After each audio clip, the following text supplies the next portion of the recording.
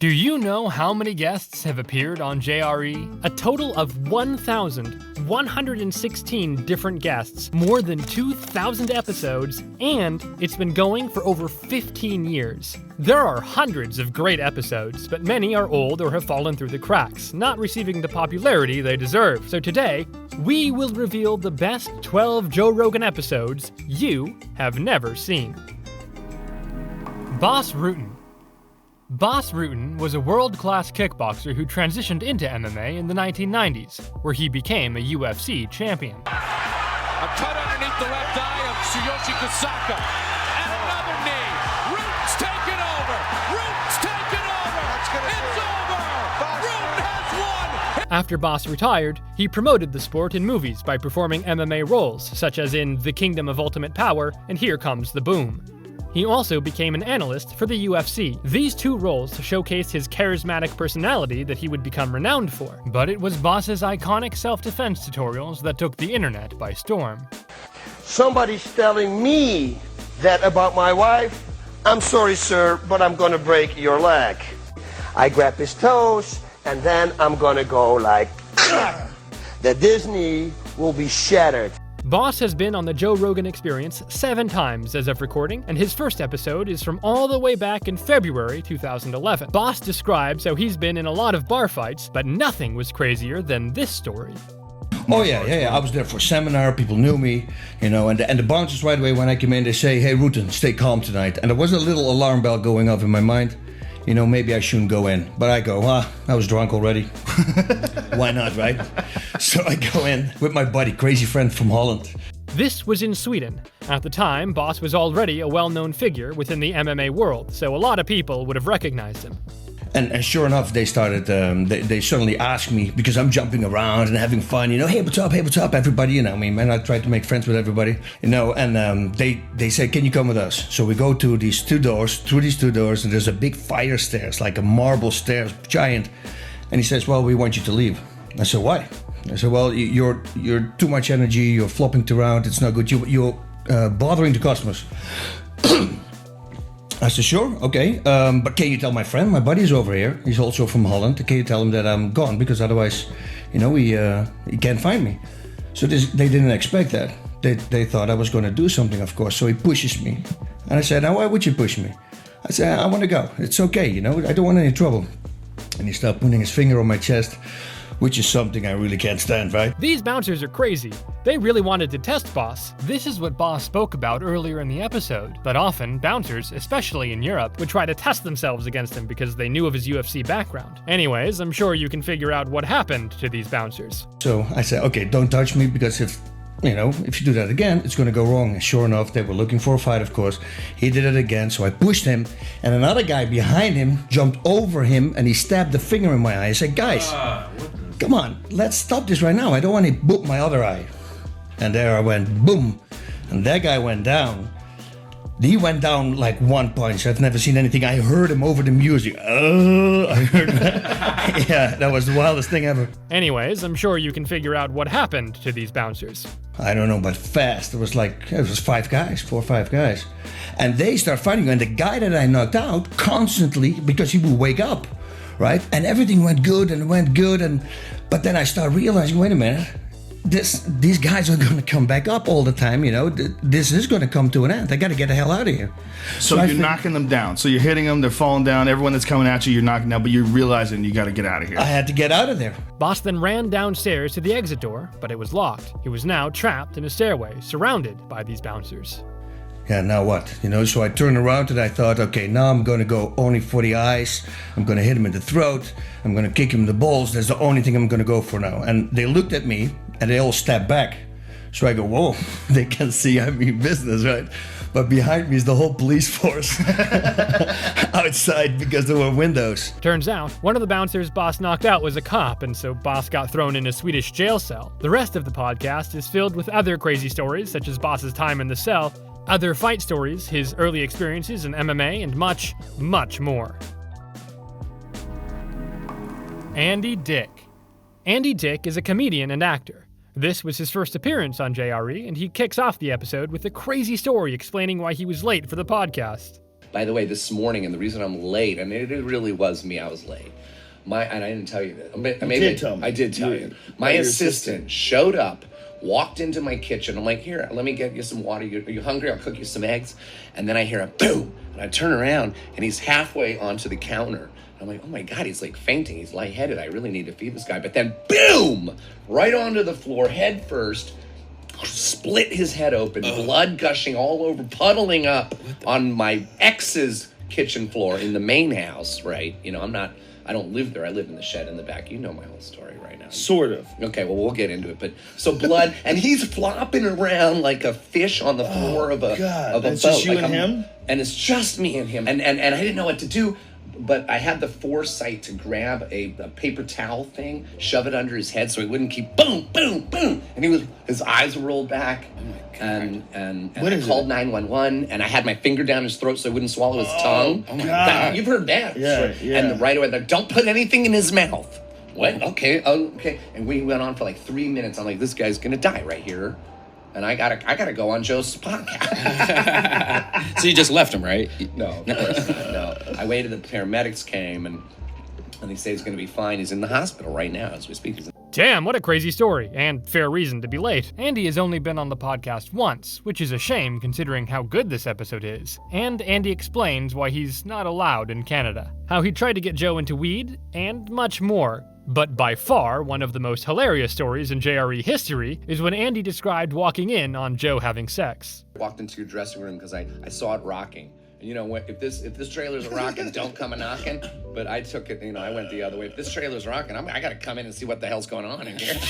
With his dick in his hand. It's Joe With Rogan. his dick in I his did hand. not Yes, have you my did. dick in my You hand. did so, Andy. You were fucked up, and you had your not even hard. It was flaccid, and you were pulling on it in your hand right in front of me. Oh, so this was it was like later after the show. That's it was. I was in the dressing room with my girlfriend. Right. It was a trailer. It was like after the show when we were kind of partying. Yes. Okay, yeah. Okay. It was the end of the night. Then I can imagine me. I mean, look, you were doing it for shits and giggles. It was fun. You know, it was half partying, half you were crazy. Half I was attracted to you. I'm not gonna lie. That was the other dichotomy for me back then. I was sexually attracted to you, and just as equally frightened of you. Unfortunately, Andy would be very open about his battles with addiction, revealing all his issues. But now, a decade later, it seems Andy wasn't able to beat his demons. Don't do that. Boy, you're on camera, boy. Why didn't you knock me out like that? No, don't spit on my little brother. You're tripping. You don't put your hands on everybody. You're tripping. Stop. Ultimately, this led to Andy being arrested for sexual battery, and his episodes were taken down. S.D.N.Y and Chuck Liddell. This podcast is with two veteran MMA fighters, S.D.N.Y and Chuck Liddell. Inoue fought in both Pride and the early UFC. His most notable win was the huge upset he caused by beating the undefeated Randy Couture. はい。ちょっと柳に風っていう感じですね。あ、これ10時狙ってますよ。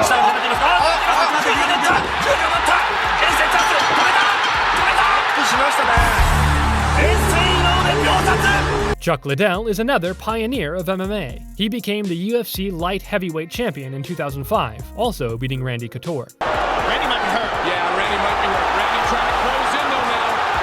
And he goes down. He's down. And Chuck Liddell. He is the new light heavyweight champion of the world. Randy Couture. Chuck Liddell is the light heavyweight champion. His aggressive fighting style, highlight knockouts, and unique persona made him a huge UFC star, and he was very important in growing the sport in the early 2000s.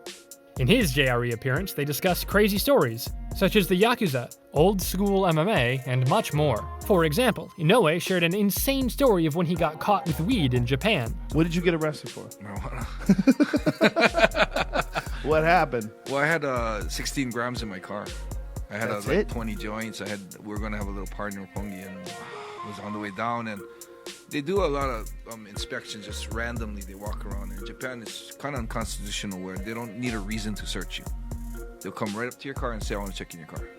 And it's like, I was stoned, and I had a joint. I mean, a roll joint on the dashboard. And I was like, But what I didn't realize is how strict Japan's weed laws are. what is it like? Is it like being caught with cocaine or heroin? Yeah, it was like in America? a drug's a drug in Japan. Yeah, so doesn't matter. Weed, doesn't anything. matter. Yeah, so I was facing some bad time, because I was a famous figure and they wanted to make a sample of me. So, wow, what was the worst case scenario? I think it was 5 years. Oh, yeah. Wow, 5 years in jail for weed is wild. However, Inoue was able to get a reduced sentence as they found no weed when the police searched his house. It was then the interrogation came to finding out where I got my stuff. Oh. Yeah, and so when in Japan, if you throw everything to a foreign person, they'll drop. They asked me for a name, and I said Tony. I knew like 3 Tonys in Guam, so I figured that's the easiest way to keep it real, Tony. And we had like 2 days of questioning. I mean, you're talking interrogation for like 8 hours straight, just interrogation. And late, like the 3rd day, they just so happened caught me off guard, man. And they asked me, what's Tony's last name? And this freaking ridiculous, the first name that popped in my head was Montana. And right when I said Montana... His defense story really was Tony Montana from Scarface. This does not look good for Inoue. Right when I said Montana, I was thinking to myself, oh, fuck, if these guys watch Scarface, man, I was saying, I'm screwed, I'm screwed. Because they'll start the interrogation all over if I get caught in a lie. And right. So I saw him write it down in Japanese, Montana, and then he just jotted it down, and I was like, He didn't know Scarface? Fortunately, Scarface was not a popular movie in Japan, and after 28 days, Inoue was let out of jail because he blamed it on a foreigner. What a crazy story. Giorgio Tsoukalos. This wouldn't be an underrated JRE guest list if it didn't include an alien conspiracist guest, and George Tsoukalos is arguably the best one of all time. He's best known for part of the History Channel's Ancient Aliens show, which explores the hypothesis that ancient civilizations were visited and influenced by extraterrestrial beings. Ancient astronauts visit Sardinia? I think there is no doubt that extraterrestrials visited Sardinia in ancient times. Because there are similar megalithic structures of inexplicable origin elsewhere on the planet. Right, because it's a piece of what you've seen elsewhere. Okay. It adds to the bigger picture. Yeah, okay. Our ancestors were all visited by the same teachers. Giorgio was only on the podcast 2 times, but both episodes were great. But in particular, episode 232 is a must-watch. Talking about aliens or other solar systems or actually other galaxies out there, astronomers today astronomers have suggested that there are more galaxies in the entire universe than there are grains of sand on all the beaches in the world. Now think about that for a moment. That's insane. We're so nothing. And we're so everything. They go over mostly space and aliens. One of his craziest theories is about a monument that Giorgio claims was built by humans with help from aliens. And they all say that this place exists. Tiwanaku exists only because of the events that happened at Pumapunku. So it's a monument. With gods descending from the sky. It's a monument, it's a place of pilgrimage. And according to those translations of whatever is on the backside of the Gateway of the Sun, that significant event, are you guys ready for this? Happened 28,000 years ago.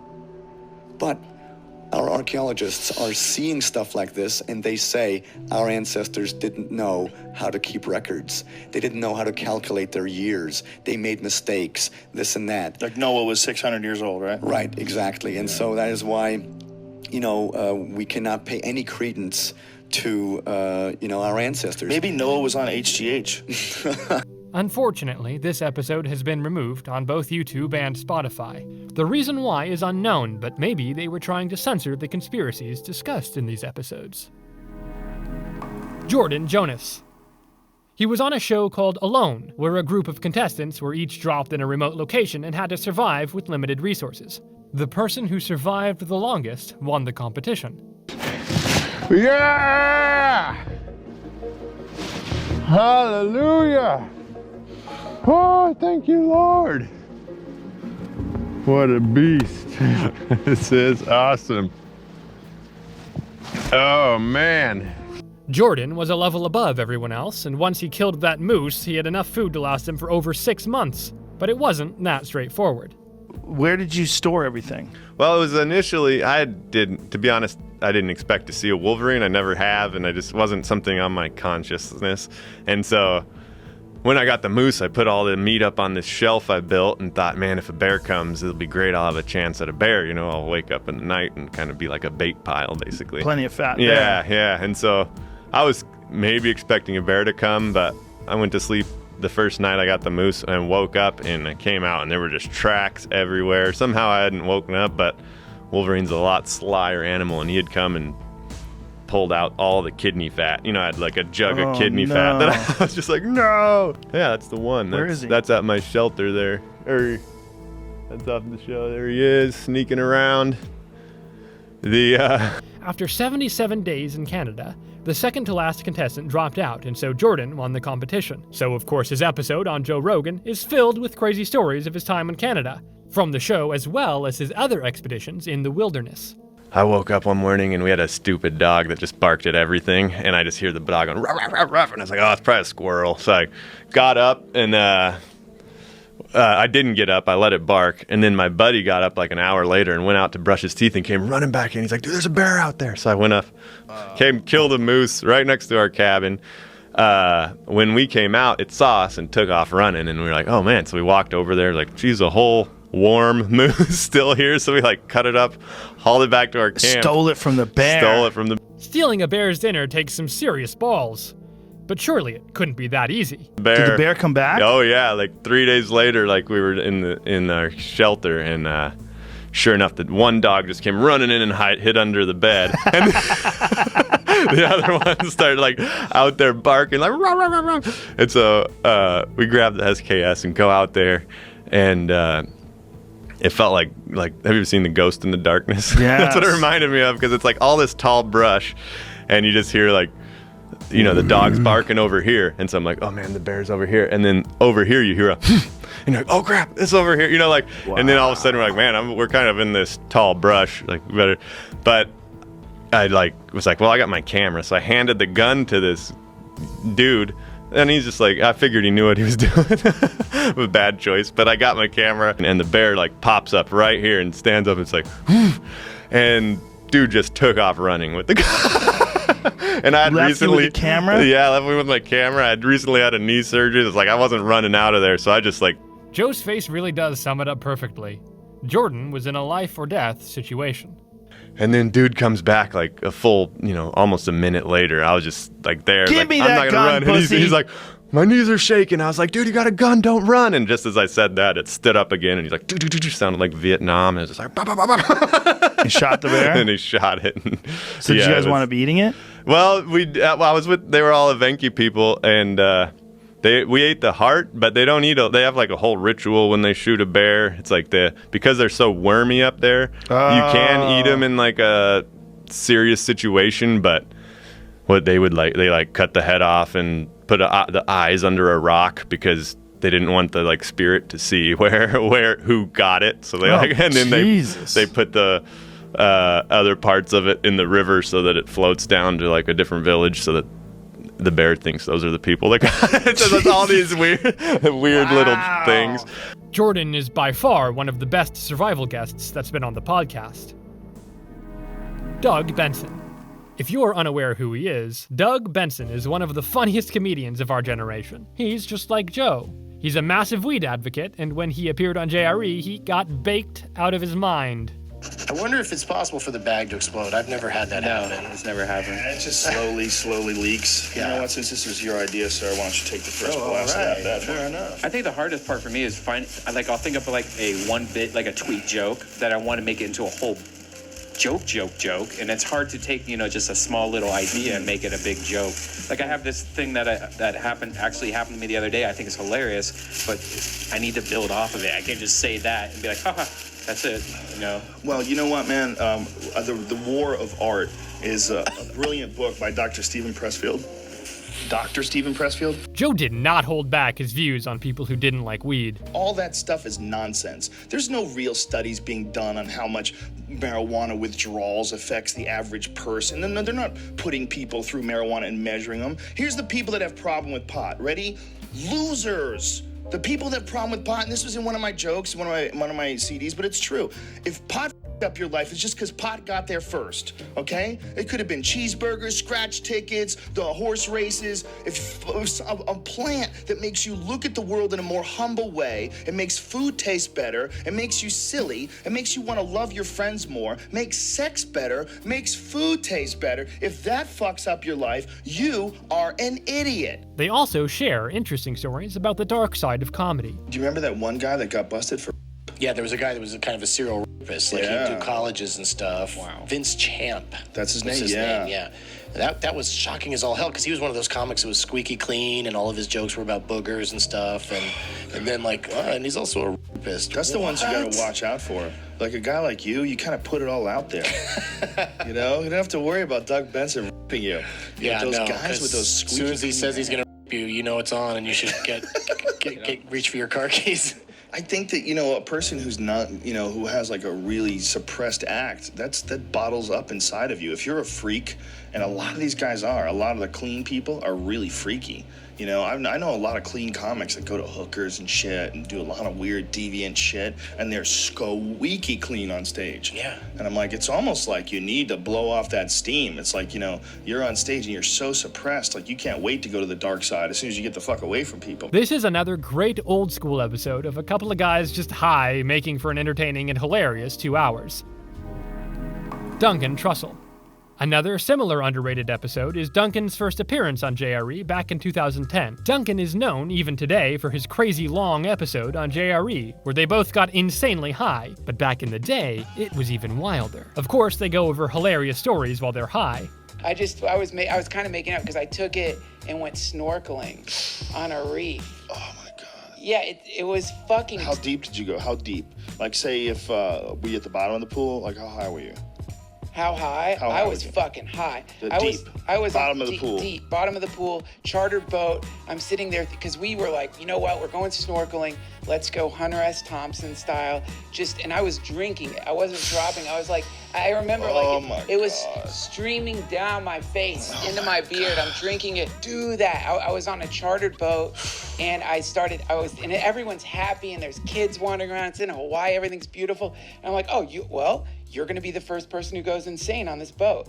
You're going to It'll be the first time anyone just started raving and ranting on a boat. And there's kids around. And Hawaii's beautiful. And there's fucking red cliffs. And I swear to God, I looked up and I thought I saw Raiden from Mortal Kombat. I thought I saw this person wearing one of those cone hats and kind of blending. Oh my God. I'm like, oh, you're seeing Hawaiian gods. That's like some Hawaiian guardian spirit that's aware of you and doesn't want you to be there because you're a honky. Have you ever taken mushrooms and seen Aztec imagery? And there was always going to be mention of the pyramids. And it's just a theory. I don't really believe it, but I like thinking about it. What if UFOs looked like those pyramids? And fucking UFOs landed for a little while and gave them all their advanced technology and gave them all the crazy shit and then flew off. And so you're just going deep into the what if drawer. Yeah, this is deep in the what if drawer. This is way underneath a lot of other what ifs. But if you think about it, those fucking pyramids kind of look like they could be spaceships. Whenever I think of spaceships, I think, why wouldn't it look like a pyramid? It could be a pyramid. So maybe fucking they were visited by advanced intelligence that looked like those pyramids. But still, the problem with the pyramids is not that. The problem with the pyramids is the incredible mathematical equations that are required to create something so perfect. There's 2,300,000 stones in the pyramid, the Great Giza pyramid, the Great Pyramid of Giza. Think about how many fucking stones that is. It's a lot of stones. They weigh between 2 and 80 tons, and some of them, the ones from the King's Chamber, were cut from a quarry that was 500 miles away. This episode sums up Old School Joe, which many older fans consider to be the prime of the JRE podcast era. This episode also transitions perfectly into the next underrated Joe Rogan episode. Not time travel, but have you ever looked into Graham Hancock? Have you ever read any of his stuff? No, I know that. I want to give you Fingerprints of the Gods before you leave. It's one of my favorite books. And this guy, Graham Hancock, is an archaeologist, and he traveled all over the world looking at all these ancient civilizations and ancient structures and studied all the different, different cataclysmic event stories that every single religion seems to have that are in the Epic of Gilgamesh and in the Bible. And what he believes is that somewhere around 10,000 years ago, there was some event on Earth. And there was a super advanced civilization that existed before that. Yeah. And we have been around a lot longer than we think. And that what the pyramids are, literally, is people rediscovering some shit that a super advanced civilization that had been reset many thousands of years ago. Graham Hancock and Duncan Trussell. This is one of the greatest episodes in Joe Rogan history. If you're not aware of who Graham Hancock is, it's best we let Joe introduce him. Because of this crazy thing, this podcast, here we are sitting down. Graham Hancock has joined us. And if you don't know who Graham Hancock is probably the one guy who's influenced my view of history more than anybody ever. It's from this book, Fingerprints of the Gods.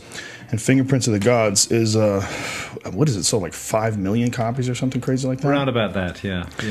Is an amazing book that basically challenges our view of history. And you have spent an enormous chunk of your life uncovering all these different structures and all these different monuments and all these different things that you attribute to a lost era of humanity. And one of my favorite terms that you use is that we're a species with hypnosis, with amnesia. Graham has been on the podcast many times since this episode in 2011, but this was his first episode, and with Duncan Trussell as co-host, it created a special 2-hour conversation.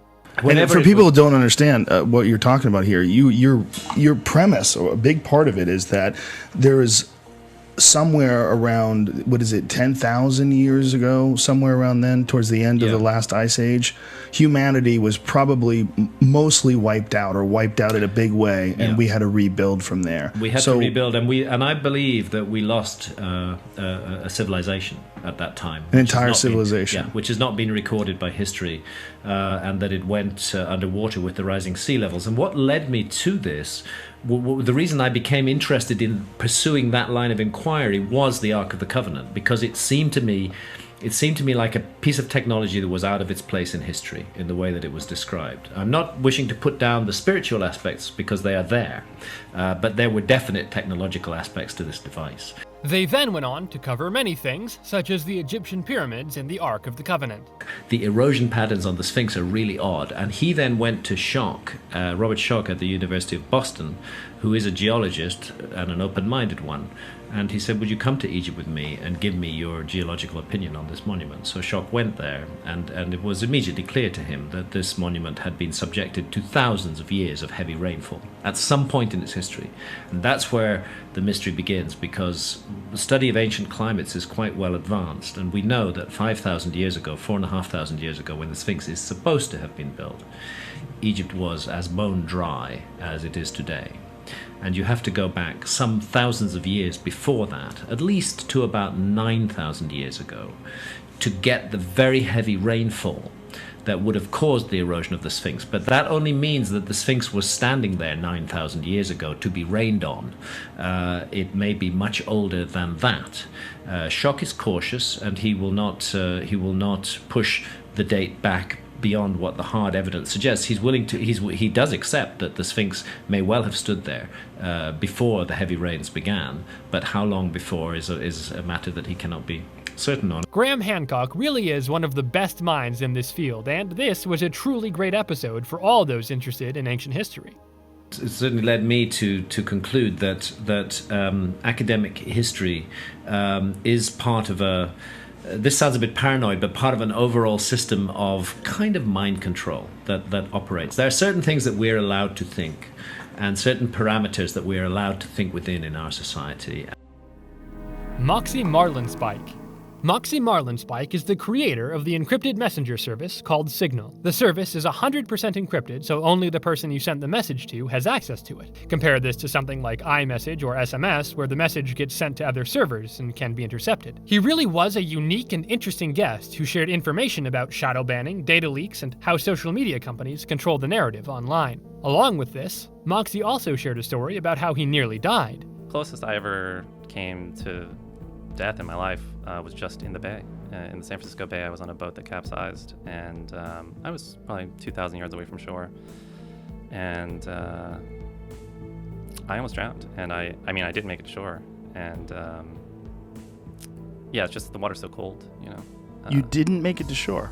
Damn, you can tell by Joe's reaction how crazy the story already was. A friend of mine was living in San Francisco, and he wanted to learn how to sail. And I was like, you know what you should do is you should get like a little boat, like a little sailing dinghy, you know, and then you can just anchor it like off the shore in this area that no one cares about. And, you know, you could just sort of experiment with this little boat. And so he started looking on Craigslist, and he found this boat was for sale for $500. Finally, we got in touch with this guy. We go up there, and this is the kind of situation where like we pull up, and there's like the trailer that the boat's supposed to go on, and it's just full of scrap metal. You know? Boy. And this guy comes out. He's like, "Oh yeah, this is the trailer. We were gonna do a metal run, but if you want the boat, you know, we'll take the metal off, you know." And we're like, okay, you know, and he's like taking us around. He's like, okay, the mast is over here, and it's like under some leaves, you know. And it's like, and then, you know, the hull is in the water here, and he has like a dock behind his house, and the tide is all the way out, so the boat's just sitting in the mud, you know. And I'm like, well, how do we get this out of here? He's like, oh, you'd have to come back at a different time. This story is beginning to sound more and more sketchy. This boat ramp, and it was the end of the day, and the wind was blowing kind of hard, and the conditions weren't that good. But I was like, oh, we're just doing this little thing, this little maneuver. So, you know, he's gonna go out in this little rowboat, and I was gonna sail out this little catamaran, and we had 2 anchors, and we're gonna anchor, and then we're gonna get in the rowboat and row back. And it seemed a little windy, and you know, I got in the boat first, and I got out around this pier and was hit by the full force of the wind and realized that it was blowing like 20 knots. It was way, way too much for what we were trying to do. But I had misrigged part of the boat, so it took me a while to get it turned around. And by the time I got it turned around, my friend had rowed out around the pier, and he got hit by the force of the wind and just got blown out into the bay. Oh, jeez. So he's rowing directly into the wind and moving backwards. You know, oh, shit. I think I know where this story is going. And it got to the point where I was like, all right, I'm just going to tack over. I'm going to sail up to this boat that was called the Sea Louse. Sail up to the Sea Louse. I'm going to get my friend off of it. We're just going to abandon it. And then we're going to sail this Hobie Cat back if we can. And so I go to turn around, and right as I'm turning around, a gust of wind hit the boat and capsized it before I could even know that it was happening. You know, it's just like, it's one moment you're on the boat, and the next moment you're in the water, you know. And the water was like 50 degrees, like super, it like is a shock, you know, when it hits you. And the boat was a little messed up in a way where I couldn't right it. It had capsized, and then it capsized all the way and then sank. So it was floating like, you know, 3 feet underwater basically. And so I'm in the water, but I'm like a little bit out of the water, but like in the water. And, you know, I had a cell phone that just immediately was busted. And I look at my friend, and he's a ways away now, and he didn't see me. And I was, you know, yelling as loud as I could, but the wind is blowing 20 knots, and it just, you know, you can't hear each other, you know. From there, Moxie describes that his friend wasn't wearing his glasses and couldn't see him either. And he just very slowly rowed away. Oh my God. And so then I was just like floating there. It was starting to get dark. You know, he rowed away. Did he notice that your boat had capsized? No, he didn't even see me. He thought that I had just sailed somewhere else. You know, because in his mind, I was the person with the experience. Do you still talk to this dude? Yeah, all the time. Yeah. I'd be like, you motherfucker.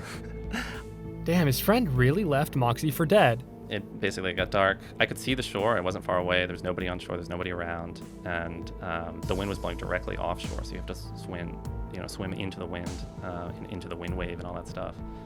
And eventually I tried swimming, and I swam, you know, directly upwind. I swam for probably like 20 minutes upwind and made no progress. It didn't feel like any progress. You know, in 50 degrees, you have 30 to 60 minutes before you black out. Then Moxie describes how he came to terms knowing that he was going to die, but it wasn't a sudden event. It was prolonged after floating in the water alone for an hour. Eventually I realized I wasn't going to make it to shore. I looked back. The boat was like way far away from me. I started, you know, drifting back towards it. I was still trying to swim. I realized at some point that I wasn't going to hit it. I wasn't going to hit the boat on the way back downwind. And I had to just give it all that I had to try to connect with the boat. And I just barely got the end of a rope that was trailing off the back of the hull, pulled myself back on it, almost threw up. Then I was just floating there with the hull, 3 feet underwater. I tied myself to it. I started to get tunnel vision.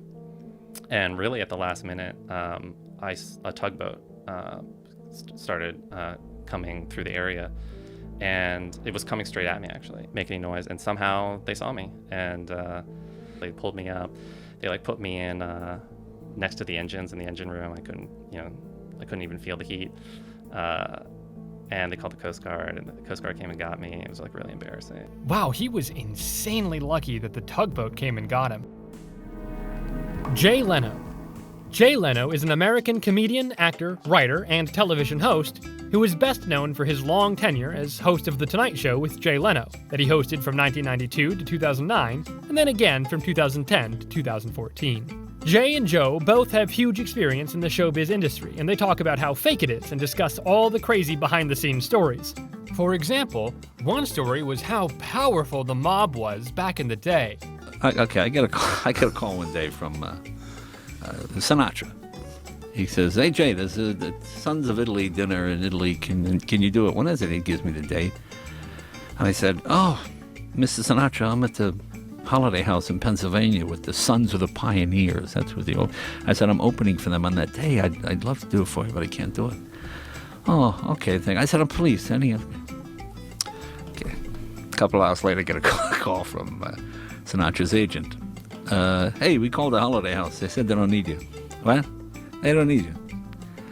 "All right, guess I'm going to Chicago." Damn, the mob really had the influence to cancel Jay's show to make sure he would come to perform comedy for them in Chicago. We're doing this thing. It's at a golf course, and they say to me, "Listen, there's a priest here, so keep your act, clean." I said, "Yeah, okay, fine." So I go up and I do my little act. Fine, thank you. Applause. You sit down. So this gangster guy gets up, he goes, "I want to welcome you all to this, this place." And what was I going to say? Oh, shit, I forgot what I was going to say. And when he said shit, the priest went like this. The guy goes, "What?"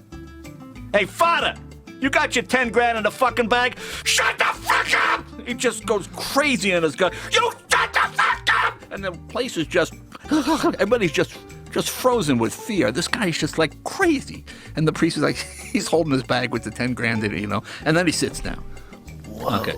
Wow, this seems like a scene straight out of the Goodfellas. That guy's a real mob boss. So now I'm sitting there, and the guy goes, "Hey, Jay, come here." He goes, "Let me ask you something. You know Stallone, right?" I said, "Well, I don't know him. Rocky had just come out. This is 1976. I said, "I don't know him. I met him. We asked him to do this dinner, this benefit today, and he said no." He said no. And I said, "Well, maybe he was busy." "He wasn't busy! And he got screaming at me. I go, "You're right. I'm sure. I'm fine." It was like the craziest day of my life. But this guy was like a true psycho criminal. Just one of those guys like a scene from Goodfellas. They just kill you. It's a really fascinating episode, filled with loads of great stories of the crazy experiences Jay has had working in show business for such a long time. Joey Diaz. One of the regulars on the podcast with over 60 appearances, Joey Diaz is a comedian who is one of the funniest guests on JRE. With his thick New Jersey accent and wild life experiences, he always shares crazy stories on the podcast. But one of his first appearances, episode 128, is particularly interesting because it has been removed from both Spotify and YouTube. The episode kicks off with one of the funniest JRE clips of all time. What? You gotta break out the yay weed when I come up here, dog. What are you talking about? Brian, that weed we just smoked, don't do shit to me. If you make me drive 40 minutes up here, you gotta get me stoned, bro. That Susquehanna weed, I've been telling you about that shit. Susquehanna? Yeah, you brought that shit to the ice house, too. That shit don't do nothing to you. You're so crazy. It's true. You need to go to a doctor. What the fuck, dog? You gotta bring some strong fucking weed, guy. What are you talking about? That shit don't It do is nothing strong. to you, dog. You gotta bust out some good weed, dog. Enough is enough with this shit. Joey, it's the best. Walk around like Jack It's the Herrera best and you got weed some you shit can fucking buy. weed. No, it's not. Look at my fucking eyes. Do I look high to you, guy? Yeah, you That's look high as fuck. Because I smoke on the way. Because I knew you were gonna give me that Susquehanna fucking weed. Joey, you better start getting some good fucking weed. You gave him dog. that Hannah Montana weed. Yeah, Joe, that's the shit fucking weed you give me. That's the second time in a fucking row. Yo, dude, you just Cocksucker, I love smoked you to train death. wreck. And it was garbage. They That sold is you not on it. Look at my garbage. You're eyes. so crazy. That's garbage. You better You're start getting so some crazy. strong fucking Look, weed or go to a okay, different Joey, store. relax, I love you, dog. Relax. I love you too. I But love you got to go to a doctor. Damn, you always hit me you're with this broken. badass weed and then you You're talk broken. shit that you got stoned. What the fuck are you smoking? Look at me. What broken? Joey, what fucking broken? what are You you hit me with this what are you talking terrible about? weed. Let's do this, bro. Joey, We're here, motherfuckers. And this only escalated. Fuck, look at my eyes. Yeah, that's what it is. It's not that you weigh 300 pounds and you smoke pot all day, every day. That's what. That's not what it is. Blame it on my It's fat. just there's something wrong with my fucking weed. Fucking do it. Blame it on my fat. It's not fat. It's the physical shitty size of your fucking body. Weed, dog. It's shitty fucking weed. Oh, you're crazy. You go to that It's the same best ass weed store, you can get. Yeah, I go to other stores. I go to other stores. Get the fuck out of here. That's the second time, dog. He Don't bring is so shit weed around me fucking no more. I whiny love and you to complaining. He's so whiny and complaining. He's so Brody. You're so Brody. This is Joey. You don't like bad weed. Joey, please shut the fuck up, man. This is a goddamn podcast. You've been complaining for 5 fucking minutes about Because weed. you're telling me that what's Susquehanna? You know what Susquehanna is. I don't know what Susquehanna is. It's a fugazi. No more fucking late night podcast for Joey. No more. Like most of the old episodes, they continued to get higher and higher as the episode went on. This led to the classic funny Joe Diaz stories and the hilarious chemistry between Joey, Joe, and Red Band. I'm sure you're wondering why this episode got taken down. Well, it's because Joe shared his infamous Planet of the Apes story, which he had to apologize for a decade later. We can't go to there. So I go, you got to go to one where there's Planet of the Apes, man. We're going to go see Planet of the Apes. So I look on the iPhone app, and it says, okay, take me to this one. And the guy goes, okay. I go, is that in a good neighborhood? He's like, oh, yeah. Guy barely speaks English. He takes us there. We get out, and we're giggling. Oh, we're going to go see Planet of the Apes. We walk into Planet of the Apes. We walked into Africa, dude. We walked in the door, and there was no white people. Planet of the Apes didn't take place in Africa. That was a racist thing for me to say. But you see what I'm saying. What I'm saying is... Flies automatically stuck to your head. Yeah, what happened is we walked into the blackest neighborhood we could find. I mean, there was literally no white people. It was amazing. And everybody was super cool. You know, it wasn't a negative experience. And this is something I wrote on Twitter. Dana White. A lot of people don't realize that Dana White, the president of the UFC, was actually on the Joe Rogan podcast back in 2013. Dana and Joe's chemistry is clear throughout the episode, and they share loads of intriguing stories about the very early days of the UFC and how much wilder it was back then. Red Band was also on point this episode, not being annoying, but instead actually asking good questions. They cover loads of stories about the fight business. For example, they talk about Roger Mayweather, the uncle of Floyd Mayweather Jr., legendary boxing gym brawl. One time, there was this dude, he was a heavyweight, his name was Tracy, and him and Roger Mayweather fucking got into it. Tracy was a young heavyweight, 24-year-old kid heavyweight, and Roger was fucking... 147? Yeah, in his 40s. Jesus And Roger Christ. said, like, what you say, motherfucker? Just fucking get into it, blah, blah, blah, back and forth. I go, oh, shit. Here we go. And they got in the fucking ring and started fighting, man. Whoa. And, yeah, they started fucking fighting, and at the end of the round, when the bell went off, Tracy tried to stop, and Roger fucking lit him up, and he goes, no rounds, motherfucker. No rounds. Wow. So they just kept fighting straight fucking through until fucking Tracy quit. Oh my God. Roger fucking whooped his ass, and he fucking quit. In And his then, 40s. Yeah, and then when he quit, Roger hit him another 8-9 times after he fucking quit. Shit. And he was basically like, don't ever fucking mouth off to me in this gym. The episode is filled with stories like these. Another one is when Dana talks about when he got jumped. So what happened was, when I was 21 years old, I lived in Boston, and I got jumped one night at this bar, and these dudes beat the living shit out of me for about a good 20 minutes. 20 minutes, literally, until the police came.